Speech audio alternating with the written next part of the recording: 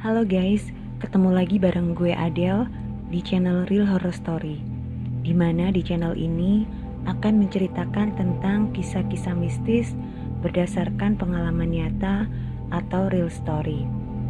Dan sebelum gue lanjut, silakan klik tombol like dan juga subscribe bagi kalian yang belum subscribe.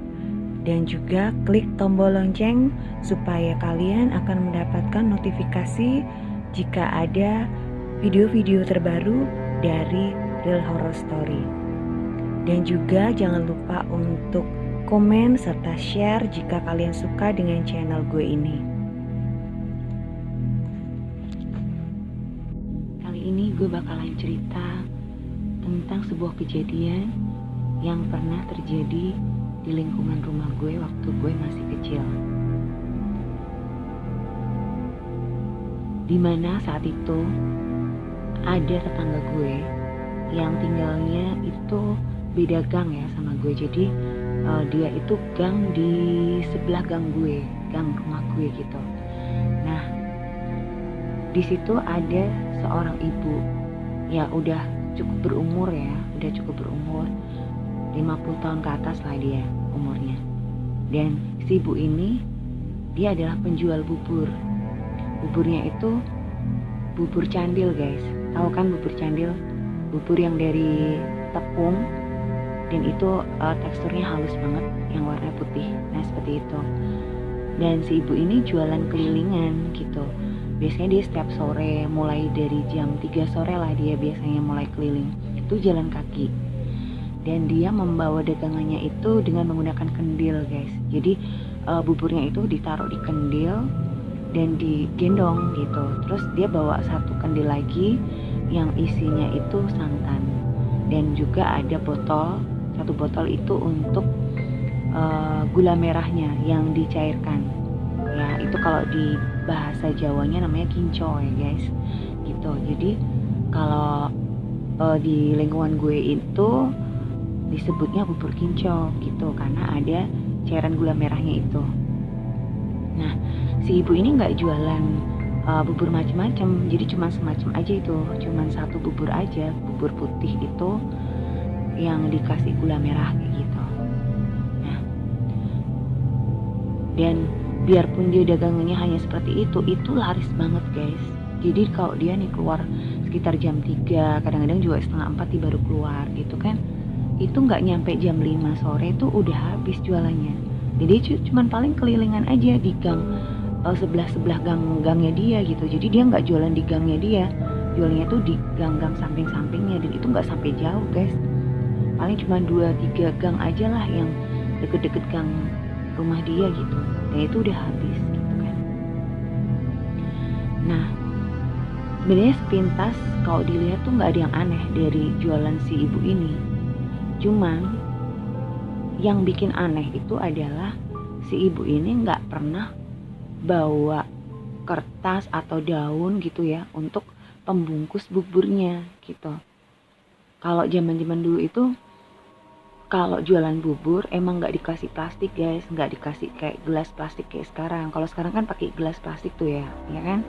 Kalau zaman gue kecil dulu tuh enggak, jadi belum musim tuh kayak gitu. Jadi biasanya bungkusnya itu ya kalau nggak pakai kertas minyak ya pakai daun gitu. Malah kalau dalam zaman dulu tuh kalau nggak daun pisang ya daun jati kayak gitu. Jadi itu malah meminimalisasi, sulit banget ya bahasanya, pemakaian kertas seperti itu. Itu kalau zaman-zaman gue kecil ya. Kalau sekarang kan biasanya pakai kertas minyak tuh biar simple gitu kan, karena daun juga susah. Kalau dulu nggak, dulu lebih ke daun guys bungkusnya. Dan anehnya nih si ibu nggak pernah bawa daun kayak gitu. Jadi kalau ada orang mau beli ya dia harus bawa piring sendiri, karena si ibu ini juga nggak bawa mangkok atau nggak bawa piring, dia nggak bawa apa-apa gitu. Jadi bawa jualannya aja gitu. Jadi kalau mau beli ya udah berarti harus bawa wadah sendiri gitu, bawa piring sendiri apa mangkok gitu kan, kayak gitu. Nah, kalau orang-orang yang di daerah gue ini nggak pernah nanya sih sama ibunya itu, yang kayak udah biasa aja gitu. Jadi kalau si ibu ini lewat ya udah mereka langsung kalau mau beli langsung ambil piring kan, bawa gitu. dikasihin ke ibunya untuk dijualin kayak gitu. Nah mungkin kalau orang-orang yang di luar daerah gue, mungkin ada yang tamu gitu ya, terus mereka beli, mungkin mereka heran nanya gitu. Nah kadang dijawab baik-baik sama si ibu ini, tapi seringnya juga diketusin kayak gitu. Dia bilang, alah godong larang kayak gitu kalau bahasa Jawanya. Alah daun tuh kan mahal, kan bawa piring juga bisa kayak gitu. Nah terus kan kalau misal nih ada yang nanya lagi gitu, nah kalau orang dari luar gimana yang enggak bawa daun gitu, si ibu nih dengan santai bilang gini, yorak satuku, ya nggak usah beli katanya dia gitu.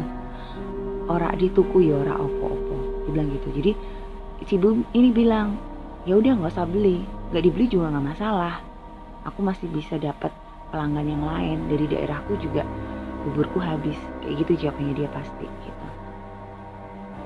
Nah kalau pas dia nggak jualan gitu kan, kadang-kadang nih kan dia suka lewat tuh di gang-gang sebelah rumah dia, nggak tahu juga dia mau ngapain, nggak ngerti gitu. Karena waktu itu juga gue kan masih kecil gitu ya, masih SD lah gitu. Nah si ibu ini biasanya kalau jalan gitu kan, kalau dia nggak lagi bawa dagangannya gitu ya, ini tangannya tuh selalu ke belakang guys. Kalau kamu ngerti posisi istirahat di tempat, nah itu kan tangan ke belakang ya, dua tangan ke belakang. Nah itu si ibu tangannya kayak gitu, cuma dia jalan gitu. Dan dia kalau bawa kendil nih, kalau lagi jualan kan juga gitu, satu tangan kan kayak nahan bakulnya dia gitu. Jadi bakul itu tempat keranjang tuh guys, jadi kendilnya itu kan dimasukin keranjang tuh, jadi itu kan bakulnya gitu ya.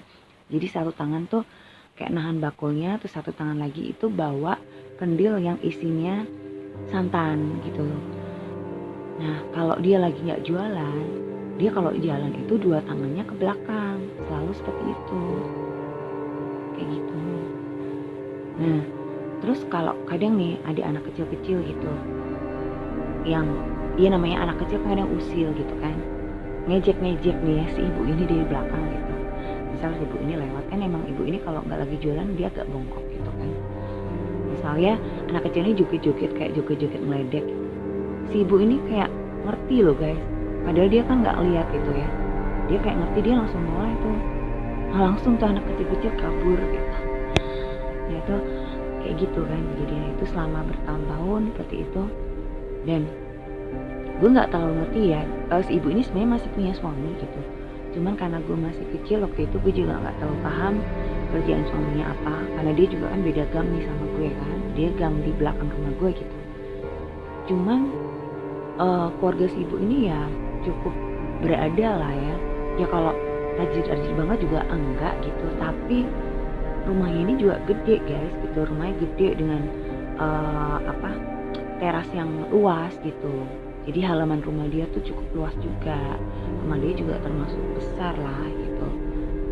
Iya tipe-tipe 40-50an lah ya gitu, tipe 60an mungkin bisa juga kalau zaman sekarang gitu.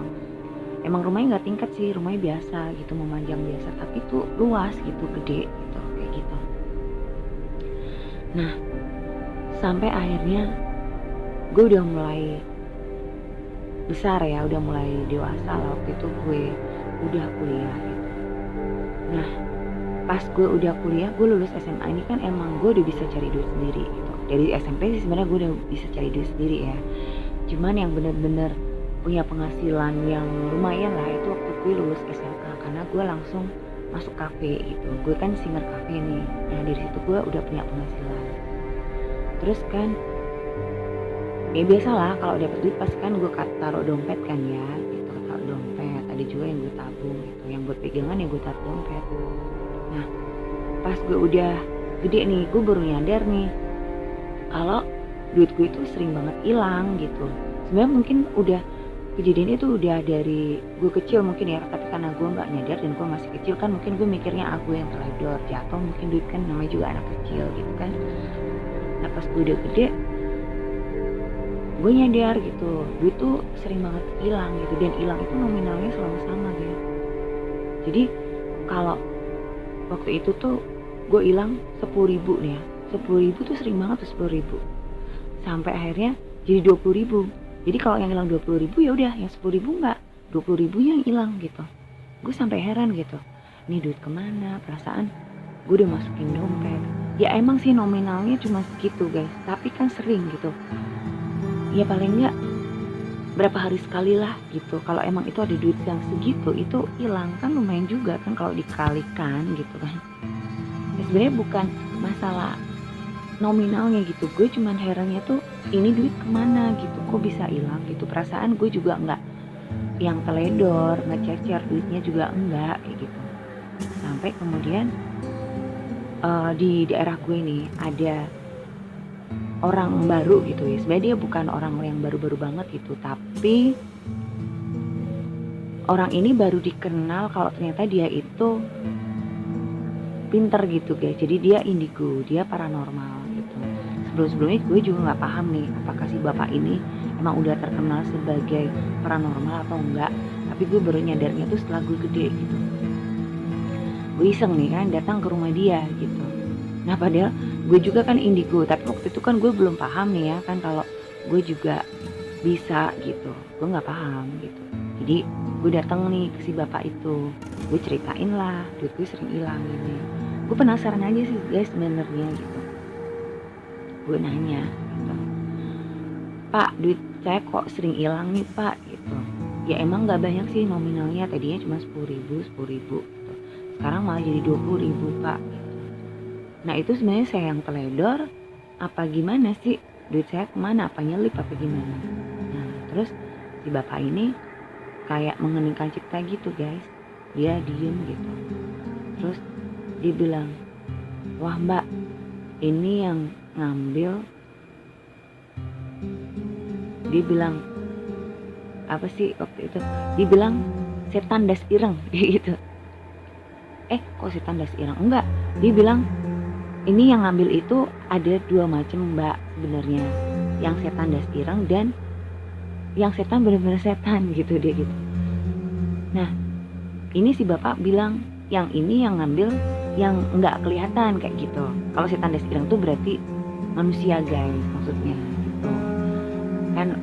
Ireng itu kan hitam ya, rambut maksudnya kayak gitu. Bapaknya itu maksudnya kayak gitu ngomongnya. Jadi yang lihat itu bisa yang kasat mata atau yang tidak kasat mata kayak gitu. Nah si bapak ini bilang yang ambil itu yang tidak kasat mata, dan dia itu tempatnya di belakang rumah gue gitu. Jadi si bapak tuh bilang ini yang ngambil tuh nggak jauh-jauh mbak, rumahnya di belakangnya rumahnya mbaknya gitu. Cuman bapak ini nggak nunjuk siapa-siapanya, yang jelas rumahnya itu di belakang rumah gue gitu. Nah kalau rumah yang di belakang rumah gue ya emang rumahnya si ibu yang jualan bubur itu guys gitu. Nah terus si bapak ini bilang udah yang penting nggak usah nuduh si A si B nya kayak gitu, dipasrahin aja sama Tuhan kayak gitu. Terus dia itu bikinin gue raja guys. Gue dibikin raja, jadi dia kayak nulis di kertas gitu, tulisan Arab guys gitu, yang nggak tau lah dibacain mantra sama si bapaknya itu. Jadi bapaknya itu kayak pakai jari nih, dia kayak ngukir tulisan gitu di kertas yang dikasih tulisan doa sama dia. Jadi dia tuh kertasnya itu kan ditulis dulu pakai bolpen nih, pakai bahasa Arab gitu kan. Gue juga nggak ngerti artinya apa karena tulisannya tulisan Arab gitu kan. Terus kertas itu kayak diukir pakai jari gitu. Jadi dia kayak bentuk-bentuk pola-pola tulisan nggak ngerti lah apa itu di kertas itu. Terus habis itu kertas itu dilipat dan dimasukin plastik sama dia gitu. Terus plastiknya dibakar gitu, jadi dilem gitulah guys. Nah terus kertas itu yang udah dibungkus plastik itu kan dikasih ke gue gitu, disuruh simpen di dompet. Dia bilang ini raja mbak, supaya duitnya mbak nggak bisa diambil lagi sama makhluk-makhluk kasat mata kayak gitu. Kalau berani ambil ya nanti bakalan yang empunya yang ngambil ini kena getahnya kayak gitu. Nah akhirnya ya udahlah, gue balik gitu kan ke rumah. Gue simpen tuh raja yang dikasih bapaknya tadi ke dalam dompet gue. Antara percaya dan nggak percaya juga sih waktu itu ya. Ya udahlah, gue juga mikir bapak ini juga pakai doa gitu loh. Dia pakai doa waktu dia kan pakai doa Muslim gitu ya, karena bapak ini Muslim. Jadi gue pikir ya itu bukan musyrik lah ya, kan bapaknya juga bikin raja itu pakai doa gitu kan, yang kiblatnya juga tetap ke Tuhan gitu lah intinya. Makanya udah akhirnya gue terima kan raja dari si bapak itu gitu, terus gue bawa pulang kayak gitu. Nah setelah raja itu gue simpan di dompet gue ya, emang sih bener gitu, duit gue nggak pernah hilang lagi guys. Nah itu juga gue nggak ngerti apakah itu ngaruh nih ya dari raja yang dikasih sama si bapak itu, atau emang gue yang lebih overprotective nih sama duit gue gitu, yang nyimpennya lebih bener gitu ya. Gue nggak ngerti juga. Yang jelas memang duit gue itu terus udah nggak pernah hilang lagi guys.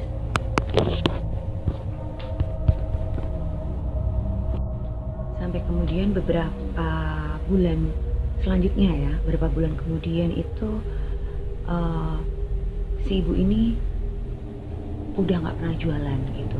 Sebelumnya dia tuh masih jualan terus guys, cuman memang dagangannya itu nggak selaris kayak sebelumnya gitu. Kalau yang sebelum-sebelumnya itu kan dia jualan dari jam 3 nih, start jam 3 ya, belum ada jam 5 gitu, maksimal jam 5 sore lah ya. Itu jualan dia tuh biasanya udah habis guys, dia udah balik rumah gitu, udah bawa kendil kosong kayak gitu. Kadang malah baru jam 4 itu juga udah selesai gitu, udah habis banget jualannya gitu. Nah ini selama berhari-hari gitu ya, ini jualan si ibu itu sering sisa gitu. Ya masih laku sih masih gitu, cuman nggak kayak sebelumnya gitu guys. Sampai kemudian tiba-tiba si ibu ini udah lama nggak kelihatan gitu, nggak jualan lagi. Ya gue nggak ngerti juga, nggak ngerti ya apakah karena itu pengaruh dari faktor usia beliau juga gitu. Karena kan gue ngerti si ibu ini aja dari gue kecil dia udah istilahnya udah STW gitu ya, terus udah umurnya aja udah di atas 40, 50 kayak gitu kan. Apalagi gue udah gede waktu itu, gue udah kuliah kan, si ibu ini juga pastinya tambah tua juga gitu. Jadi gue nggak tahu juga apakah dia itu akhirnya nggak jualan karena faktor kesehatan juga mungkin ya, faktor umur juga, nggak ngerti juga gitu kan. Dan waktu itu ya, itu bulan Agustus, gue masih inget banget, itu bulan Agustus menjelang perayaan 17 Agustusan gitu. Itu kan kalau di kampung-kampung biasanya pada ngehias gitu kan, ada kerja bakti ngehias kampung, bikin gapura gitu kan, terus masang-masang bendera atau lampu-lampu hias di jalan tuh guys. Nah itu sama juga dengan kampung gue dan kampung si ibu ini, karena kan ibu ini kan gangnya di belakang gang gue persis gitu, jadi sama, mereka juga lagi masang-masang. Nah di gangnya si ibu ini kan juga sama kan, lagi kerja bakti bapak-bapaknya gitu kan, sama yang remaja-remaja pria lah ya, itu yang pasang-pasang bendera juga, lampu-lampu hias jalan gitu. Nah si anak laki-laki dari si ibu ini itu juga ikut kerja bakti guys. Kebetulan si anak ibu ini tuh yang masang lampu gitu, jadi dia lagi pasang lampu hias tuh yang di jalan, dia lagi masang-masang gitu kan. Nggak taunya si anak ini tuh tiba-tiba kesetrum guys gitu. Jadi waktu si anak ibu ini ya, anak laki-laki ini lagi masang-masang lampu tuh, itu dia kesetrum guys gitu. Dan itu sampai tangan dia kan, jadi dari tangan kanan tuh kan, dari jari tuh sampai lengannya itu hangus kebakar gitu karena kesetrum gitu. Dan itu padahal kan itu listrik kan udah dimatiin gitu ya, jadi waktu masang-masang kabelnya itu kan sebenarnya udah dimatiin dulu listriknya. Itu nggak tahu gimana ceritanya juga kok bisa sampai kesetrum gitu. Langsung lah pada panik kan ya, dan dikasih pertolongan gitu, dibawa ke rumah sakit. Cuman ternyata karena luka bakarnya juga cukup parah gitu, itu akhirnya anak si ibu ini meninggal guys. Jadi dia meninggal di rumah sakit karena kesetrum itu gitu. Ya udahlah, singkat cerita akhirnya si anak laki-laki ibu ini kan udah dimakamin gitu kan. Dan kejadiannya itu ternyata nggak berhenti sampai di situ guys. Waktu itu seminggu kemudian gitu kan, jadi itu persis seminggu kemudian cucunya si ibu ini, jadi anak laki-lakinya si ibu ini tadi itu ternyata udah punya anak gitu ya, jadi cucunya si ibu gitu. Nah si cucunya si ibu ini tuh lagi mau nyalain TV guys. Ini kan anaknya masih kecil gitu ya, mungkin kelas 1 SD lah ya, kelas 1 kelas 2 atau mungkin malah TK gitu. Jadi dia tuh lagi mau nyalain TV. Itu nggak tahu juga gimana, apakah kabelnya itu mau dicolokin sama dia atau dia malah justru mainan kabel-kabel tuh yang di belakang TV, kurang tahu juga gue ya. Tapi yang jelas si cucunya ibu ini tuh akhirnya kesetrum guys, karena dia lagi mau nyalain TV atau mungkin lagi mainin TV itu kesetrum. Nah si kakeknya ini kan melihat dan dia berusaha nolongin cucunya kan yang lagi kesetrum. Dia langsung kayak meluk cucunya gitu, mungkin berusaha untuk menjauhkan dari TV. Tapi kejadiannya itu ternyata malah di luar perkiraan guys. Si kakek ini justru malah ikut kesetrum dan badannya itu nempel di badan cucunya kayak gitu. Dan mereka berdua itu juga nempel di kabel kayak gitu guys. Jadi duduknya kesetrum. Nah gara-gara kejadian itu listrik langsung mati karena ada yang kesetrum kan. Biasanya kan kalau ada konslet gitu kan langsung otomatis listrik mati kan. Nah itu listrik mati dan itu sampai ganggu juga listriknya mati. Itu langsung pada heboh lah satu kampung gitu kan, termasuk diganggu juga karena kejadian itu bener-bener di luar perkiraan kan. Dan posisinya si kakek dan cucu ini kesetrum itu tepat seminggu loh, tepat seminggu setelah anak dari si ibu ini juga meninggal kesetrum. Dan tragisnya guys, si kakek dan cucunya ini langsung meninggal di tempat. Itu benar-benar tragis banget kejadiannya ya, karena baru seminggu sebelumnya ayah dari si cucunya ini kan juga meninggal kesetrum. Kok malah akhirnya kakeknya dan cucunya ikut kesetrum juga. Dan sebenarnya si cucunya ini juga anak yatim guys, jadi ibunya tuh juga udah meninggal setahun sebelumnya. Cuman gue kurang tahu ya meninggalnya karena apa. Cuman yang jelas si ibu yang jual bubur ini itu cuman punya anak satu, yang laki-laki itu ya, yang meninggal kesetrum juga. Dan dia punya cucu satu juga gitu, baru satu cucunya, dan akhirnya cucunya meninggal. Jadi keluarganya habis guys. Suaminya juga meninggal kan, suaminya meninggal, anaknya laki-laki itu juga meninggal, cucunya juga meninggal, menantunya pun juga sudah meninggal setahun sebelumnya. Sehingga akhirnya si ibu itu tinggal sendirian di rumahnya kayak gitu. Dan sekitar sebulan kemudian ya, 1 atau 2 bulan kemudian lah, itu keluarga dari si ibu ini pindah gitu. Jadi ibu ini pindah rumah. Gue nggak tahu mereka pindah kemana, tapi yang jelas rumahnya itu kosong guys.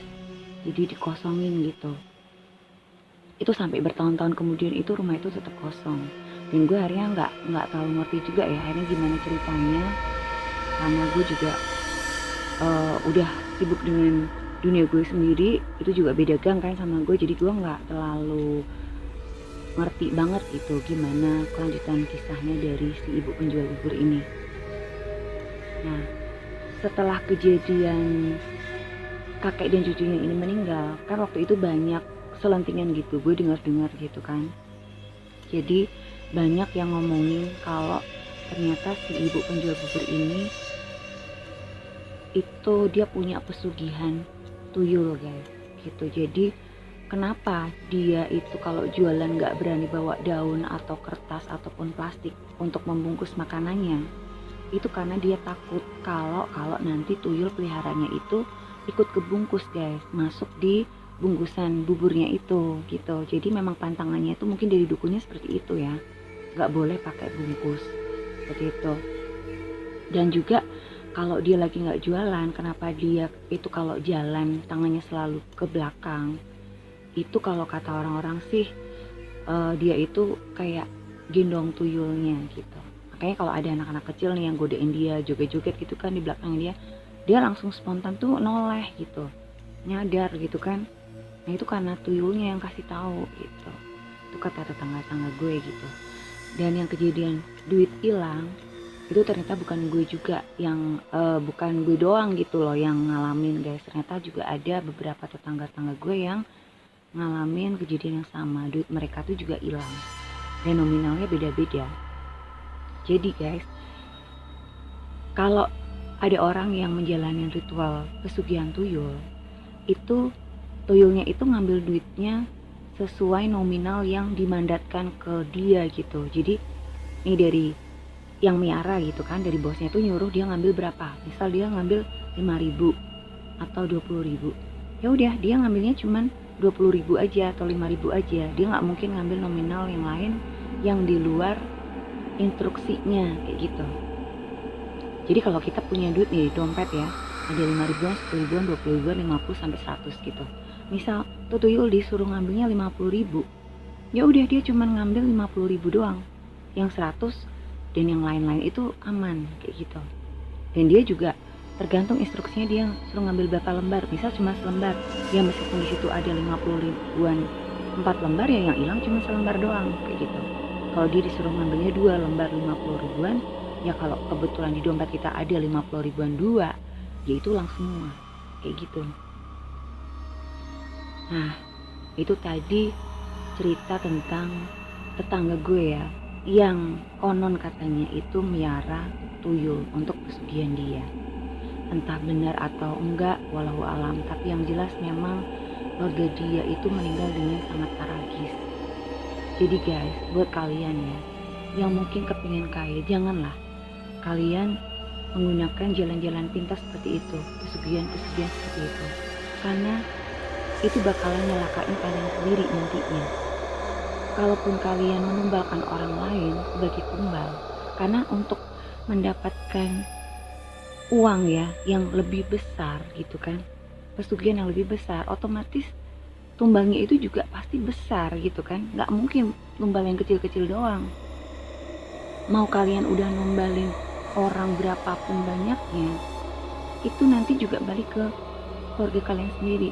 Keluarga kalian nanti satu-satu diambil sampai akhirnya kalian sendiri juga yang bakalan jadi tumbalnya gitu. Jadi percuma gitu, kalian mau numbalin orang juga percuma. Pada saatnya nanti juga giliran kalian sendiri yang diambil kayak gitu guys. Jadi kalau kalian pengen kaya, pengen sukses, ya udah kalian tekun aja berusaha ya kan, berusaha dan berdoa, serahin semuanya sama yang di atas, karena semua kan milik dia kan yang di atas. Jadi mintalah supaya kalian diberi seperti itu guys. Oke guys, semoga cerita gue kali ini bisa menghibur kalian semua, khususnya pecinta horror story, dan bisa bermanfaat juga untuk kalian. Jika kalian suka dengan channel gue ini, silahkan like, komen, dan juga share ya. Bantu dukung channel gue ini supaya gue bisa terus menghasilkan karya-karya yang terbaru, menghasilkan konten-konten terbaru yang tentunya bisa menghibur kalian semua. Buat yang belum subscribe, silahkan subscribe channel gue ini. Dan jangan lupa nyalakan loncengnya ya, supaya kalian mendapatkan notifikasi jika ada video-video terbaru dari Real Horror Story. Bagi kalian juga yang pengen bergabung bercerita di channel gue ini, kalian bisa kirimkan email kalian ya. Jadi cerita kalian bisa kalian kirim lewat email, dan email dari Real Horror Story ada di deskripsi, kalian bisa lihat nanti di sana. Oke guys, sampai di sini dulu. Jangan lupa jaga kesehatan dan jangan lupa bahagia. Sampai jumpa.